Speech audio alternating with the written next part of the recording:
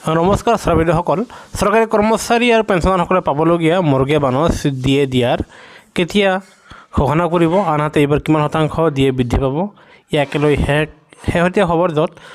সপ্তম দৰমহা আয়োগৰ অধীনত চৰকাৰী কৰ্মচাৰীসকলে মৰ্গীয়া বানচ লাভ কৰিব আৰু সেই সম্পৰ্কে চাব সপ্তম বেতন আয়োগৰ পৰামৰ্শ অনুসৰি কেন্দ্ৰীয় চৰকাৰৰ কৰ্মচাৰী শীঘ্ৰেই লাভ কৰিব এক ডাঙৰ সুখবৰ অৱশেষত অন্ত পৰিব কৰ্মচাৰীৰ অপেক্ষাৰ দিন মোদী চৰকাৰৰ কৰ্মচাৰীৰ মৰ্গীয়া বানচ অৰ্থাৎ দিয়ে বৃদ্ধিৰ বিষয়টো ইতিমধ্যে নিশ্চিত হৈছে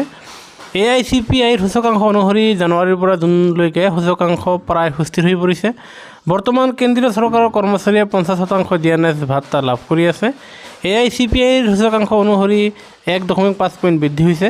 2004 চনৰ জানুৱাৰী মাহৰ পৰা 2024 চনৰ জুন মাহলৈকে AICPIৰ ডিএনএছ ভাত্তা সূচকাংক দিয়ে দিয়াৰত 3% বৃদ্ধি হৈছে আৰু যাৰ ফলত 2024 চনৰ আপোনাৰ জুলাই মাহৰ পৰা চৰকাৰী কৰ্মচাৰী আৰু পেঞ্চনাৰসকলে তেওঁলোকৰ 53% মৰ্গীয়া বানচ হোৱাৰ ফলত তেওঁলোকৰ 3% দিয়ে বৃদ্ধি পাইছে যাৰ ফলত অহা 25 ছেপ্টেম্বৰত হ'বলগীয়া কেন্দ্ৰীয় কেবিনেটৰ বৈঠকত আপোনালোকৰ মৰ্গীয়া বানচ মোকৰাই দিয়াৰ সিদ্ধান্ত ল'ব বুলি জনা গৈছে সেয়েহে দুৰ্গা পূজাৰ পূৰ্বে চৰকাৰৰ অধীনৰ চৰকাৰী কৰ্মচাৰীসকলে তেওঁলোকে ভালকৈ লাভ কৰিব আৰু তেওঁলোকে পূজাৰ আগে আগে তেওঁলোকে মৰ্গীয়া বানচ পাবলৈ সক্ষম হ'ব আৰু এই ক্ষেত্ৰত ডাঙৰ খবৰটো হ'ল যে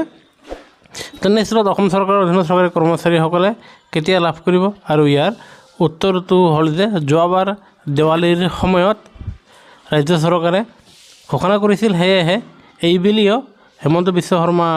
চৰকাৰে অসম চৰকাৰৰ কৰ্মচাৰী আৰু পেঞ্চনাৰসকলক দেৱালীৰ আশে পাশে তেওঁলোকে মৰ্গীয়া বানচ পাবলৈ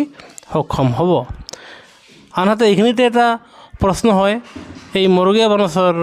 পিছত 18 মাহৰ দিয়ে এৰিয়াৰৰ টকাখিনি লাভ কৰিব নেকি এই ক্ষেত্ৰত আমি ক'বলৈ ওলাইছোঁ যে সংসদৰ বৰ্ষাকালীন অধিৱেশনত এই সন্দৰ্ভত যেতিয়া প্ৰশ্ন সোধা হৈছিল